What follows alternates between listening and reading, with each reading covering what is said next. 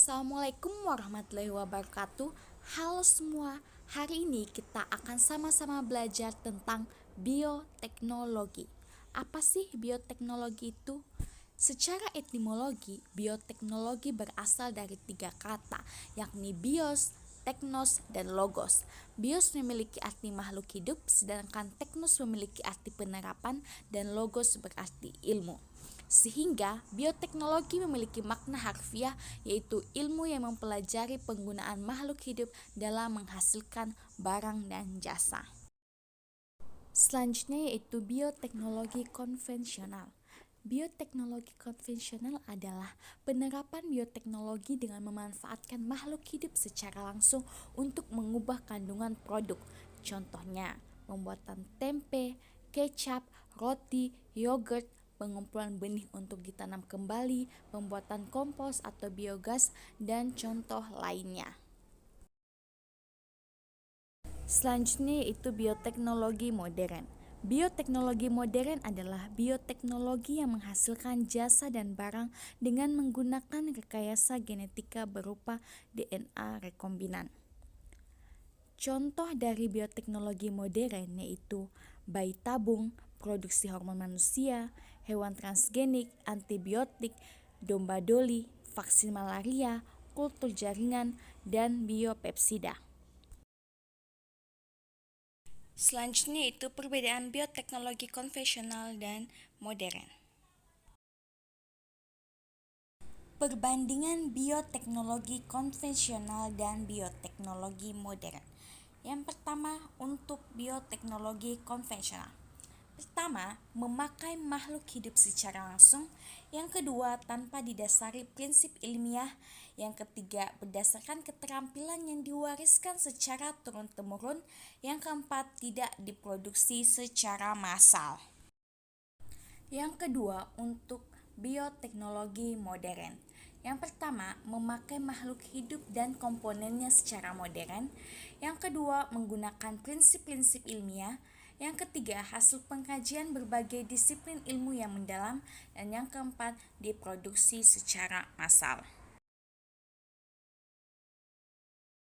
Oke, berikut ini adalah contoh penerapan bioteknologi modern.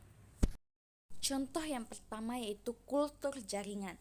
Kultur jaringan adalah metode atau teknik membudayakan jaringan atau sel seperti daun, mata tunas, dan akar agar menjadi organisme yang utuh dan memiliki sifat yang sama dengan induknya.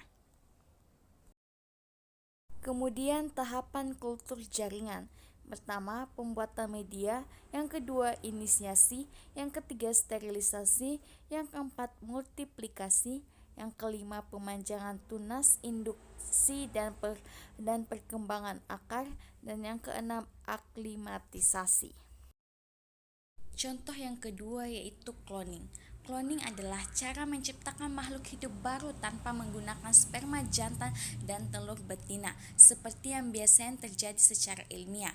Upaya untuk menduplikasi genetik yang sama dari suatu organisme dengan menggunakan inti sel telur dengan inti sel organisme lain. Cloning juga memiliki dampak negatif. Dampak negatif cloning yang pertama yaitu tingkat kegagalan tinggi, karena tingkat keberhasilan hanya 0,1% sampai dengan 3%. Hal itu berarti tingkat kegagalan 970 sampai dengan 999 dari 1000 eksperimen. Yang kedua, masalah pertumbuhan.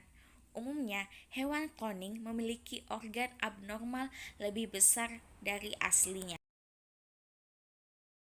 Selanjutnya itu sejarah bioteknologi.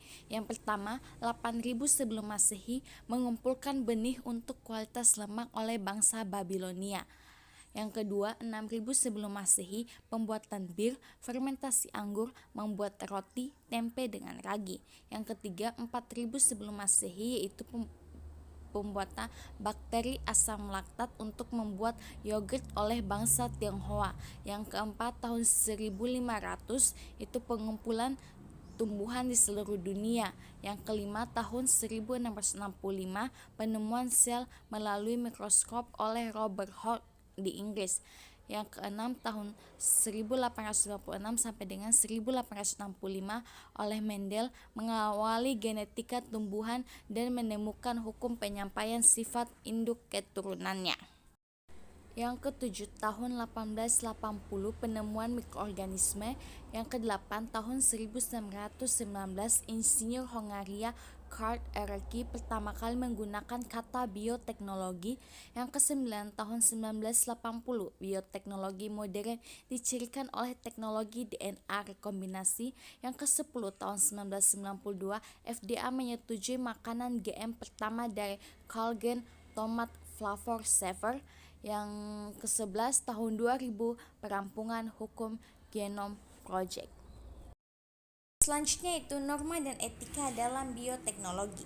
Yang pertama, tidak mengadakan atau merencanakan penelitian tentang mikroorganisme. Yang kedua, tidak merencanakan penelitian bioteknologi bidang peternakan yang memadukan sifat fisik hewan dan manusia. Yang ketiga, tidak merencanakan penelitian yang bertentangan dengan agama dan hukum serta merendahkan derajat makhluk hidup. Yang keempat, penelitian, kajian, dan aplikasi bioteknologi bidang peternakan tidak menimbulkan untuk menyakiti hewan baik secara permanen atau sementara. Yang kelima, penelitian, kajian, dan implikasi hasil bioteknologi harus ditinjau dari berbagai sudut. Selanjutnya yaitu jenis-jenis bioteknologi. Yang pertama, bioteknologi merah. Bioteknologi merah adalah bioteknologi yang mempelajari aplikasi di bidang medis. Bioteknologi ini digunakan untuk vaksin, industri farmasi, dan penggunaan sel induk untuk pengobatan regeneratif. Yang kedua, bioteknologi hijau. Bioteknologi hijau mempelajari aplikasi bioteknologi di bidang pertanian dan peternakan. Di bidang pertanian, cabang ilmu ini telah berperan dalam menghasilkan tanaman tahan hama, bahan pangan dengan kandungan gizi lebih tinggi, dan tanaman yang menghasilkan obat dan senyawa yang bermanfaat. Untuk di bidang peternakan, berfungsi untuk inseminasi buatan. Yang ketiga, bioteknologi biru adalah bioteknologi akuatik atau perairan yang mengendalikan proses terjadi di lingkungan akuatik. Contohnya itu aquacultura, menumbuhkan ikan bersirip karang-karangan dalam kondisi terkontrol sebagai sumber makanan. Yang keempat, bioteknologi putih adalah bioteknologi yang diaplikasikan dalam industri. Contohnya itu pengembangan dan produksi senyawa baru serta pembuatan sumber energi terbarukan.